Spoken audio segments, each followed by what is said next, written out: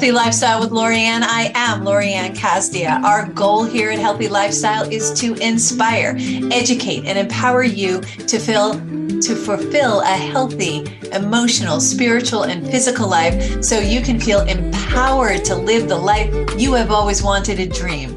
Welcome to the show. I hope you're having a great day. I know I am. I am a life and business transformational success coach, #1 international best-selling author, award-winning inspirational speaker. You wouldn't know that today because I'm stammering all over the place, and humanitarian. And I love illuminating, educating, inspiring, empowering, and igniting people to find and embrace their life purpose, live their highest vision, and forge a strong foundation to source to success. Today on our show, we have Lance Cayko. He is a multi-talented entrepreneur, architect, builder, lecturer, and podcaster. He has a diverse background in architecture, construction, real estate development, and is the co-founder and partner of F9 Productions Incorporated, a wildly successful design and build firm based in Longmont, Colorado, specializing in single-family residential, multi-family residential, and small commercial projects. Welcome to the show, Lance. So happy to have you on today. Thank you for having me here, Lori. It's a pleasure. So fun fact, I used to work for, and you know this now, I used to work for an organization that had engineers and architects in it. So I have this like insider stalker for architecture and what you all do. So tell us a little bit about what you do as an architect and a builder. And then I have a litany of questions I can't wait to get to. Yeah, sure thing. So the quickest and dirtiest way for me to describe what we do is we scribble on paper and we bang sticks together to make buildings in that capacity. And the fancy way is we use some highly sophisticated software. If you're in the industry, you know it as Revit architecture. We also sell a course to help other architects who are trying to level their firms up from just using AutoCAD, or even if some people are still drawing by hand, but to get into that software, because the more we help, we share and get people leveled up that way, we think the overall profession will benefit. And that's revitrocketship.com for that course that we developed. And that's how we also teach at CU with that course as well. So yeah, half of what I do is architecture. I'm a practicing architect here in Longmont, Colorado. We started the firm in 2010, and we've survived the Great Recession. We've survived this other mini recession. Hopefully we'll survive the next one. It's been an incredible 13 years of growth. For us, we started the typical garage story, except instead of starting in a garage, we actually started in my business partner's apartment, which is kitty corner to mine. We had 0 clients, we had 0 built work, and we started in the heart of the Great Recession, very hungry, starving. We did starve for the first 3 years. But since then, we have grown it into, now we have 7 practicing architects, including Alex and myself. We've won numerous awards. Most recently, we won the Best of Mile High for the best architecture firm in all of Colorado, out of the Denver metro area, for a high level of customer service. And then when I'm not designing stuff and working with all of our wonderful design clients, I'm actually out in the field building as a general contractor. I'm a Class B general contractor and a real estate developer. So we try to wear all 3 of those hats at the same time, because we think then it helps us close our feedback loop, and really everybody talks to each other in that capacity. You know, since we've become builders, for example, we've gotten some excellent feedback from the field. For example, with our electricians, they asked us one day, "Hey, can you just separate, instead of, we love your electrical plans, Lance, but can you do something as simple as just have an outlet plan and then a lighting plan?" A lighting and a switch plan. And since then, every single electrician that has worked on a project that we've designed and we've gotten to speak with them, they're like, "You guys draw better than anybody in Colorado." So I think that gives us an advantage over other architects, because when I walk people into my office and I'm doing that first sales meeting and pitch with them, the level of confidence that we can give them that they're hiring the right design professional is top notch. And so in a nutshell, that's what I'm doing on a day to day. So that, and a great You took away a lot of my questions. A great thing about that I see from that is you're also project managing. So you are making sure that the plans that you're designing are actually getting executed. So you're there from the thought, the seed, all the way through the completion and the build. So your delivery is there, your project management in there, and anybody would agree with me that if you don't have a good project management plan, it doesn't matter how good the plans are. It's just not going to come together the way it's supposed to. There's actually someone I know now building a house down in South Carolina, $3.2 million house, and they are so behind schedule. And it's because of the project manager isn't on top of all of the different contractors that are working on that project. And because they're not staying on top of it, we're losing days and hours and weeks at a time, which is just terrible. Why are you an architect? What brought you into this field? Oh man, I'm 40 years old. And when my journey kind of started there when I was about 13, I tried farming with my dad for one summer. I grew up in Northwest North Dakota in between a sugar beet farm and a cattle ranch. And unfortunately, I was not into farming at all. And the mosquitoes tried to, carry me off that summer. So I lasted like a week with my dad. We didn't get along well either. And he said, well, you got to do something. And, we have a family that's really believes in a strong work ethic and gaining valuable skills, some tactile skills. So you have those in life. So I said, what if I call up your best friend, Bruce? His best friend, Bruce, was a general contractor. And I called up Bruce and I said, hey, I can't do this farming thing. You got any openings? And he goes, yeah, you can be my gopher. You can go for this. You can go for that. When you're done going for the things, then you can come up on the roof and learn how to roof. And I was the best darn gopher that he ever had. And then I learned some valuable just business lessons from him because he saw some potential in me that I think he just didn't see in other people. Some of the other folks that he was, had employed for a very long time. And he told me the secret of billability and, how much he was charging clients versus what he pays me. And I finally understood how profit incentives work, the total expenses of kind of what business is, because he very quickly explained it like, if I'm charging them $25 an hour and paying you $7.25 an hour, I have to pay tax, I have to pay insurance. After I'm done paying you, I get that profit, and that profit is my lifeblood. It helps with downturns and all of that.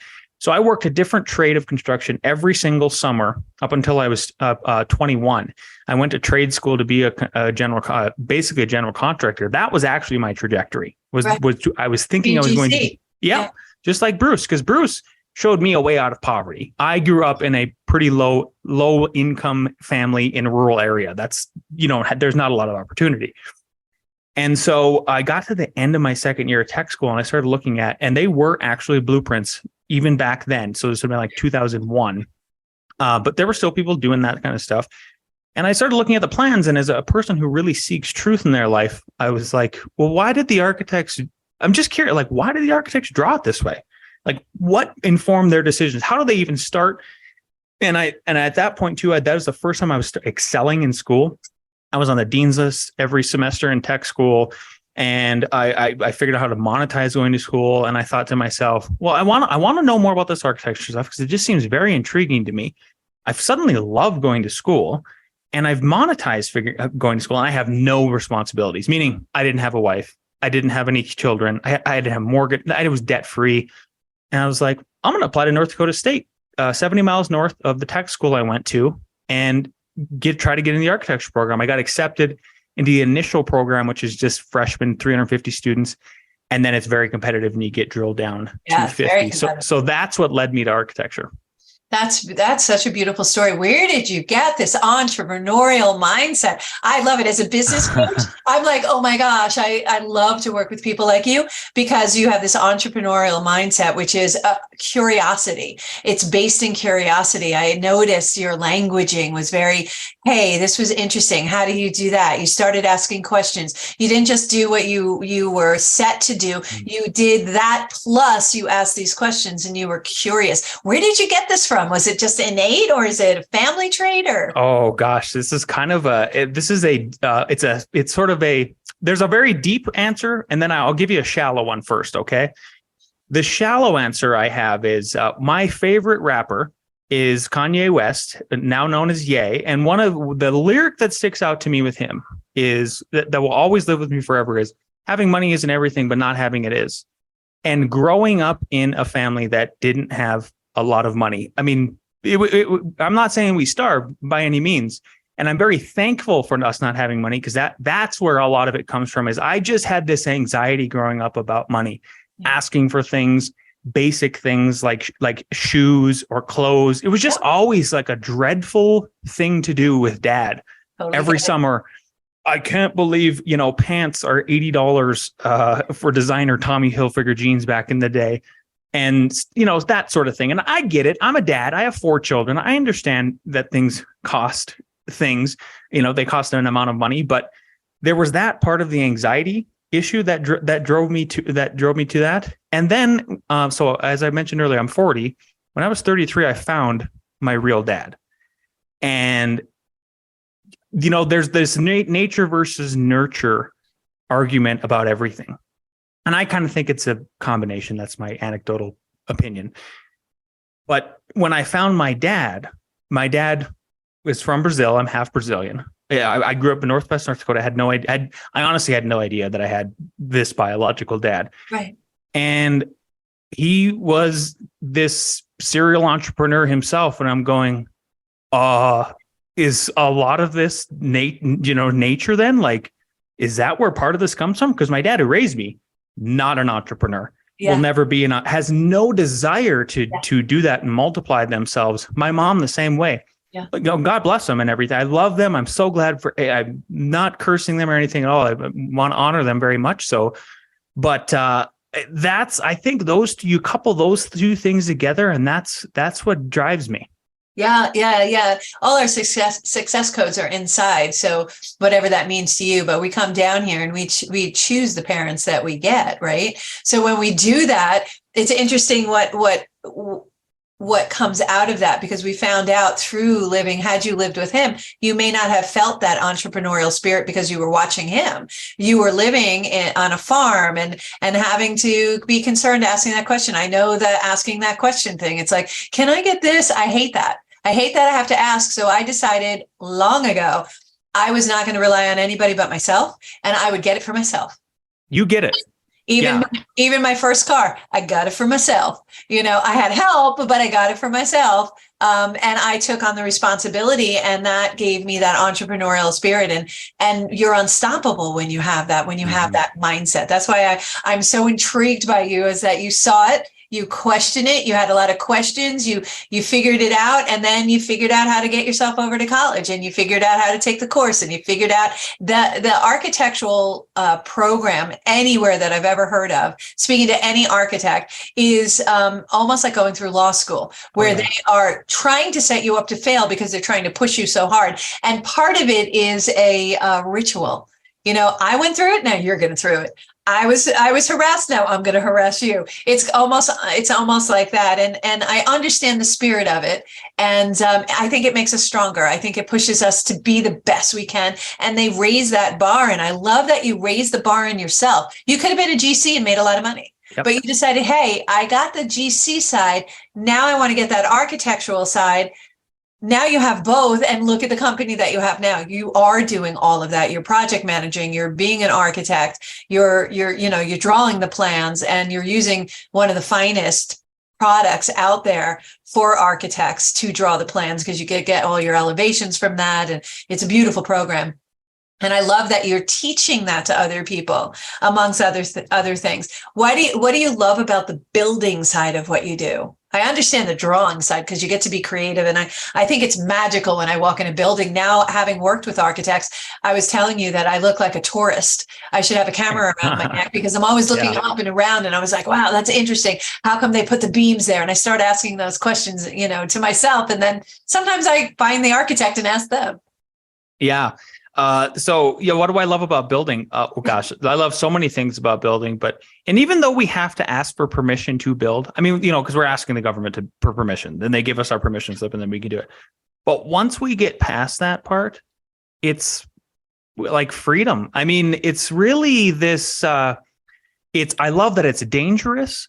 That might sound counterintuitive, but I love working with all of, the different trades and coordinating them, even though they drive me nuts because they'll say I'm showing up Thursday, they don't show up till Friday. I guess if I had to sum it up with one word, I think it's the challenge that drives me, that makes me want to keep doing it and keep doing it and doing it better. It is so hard to do. It is one of the hardest things to do in your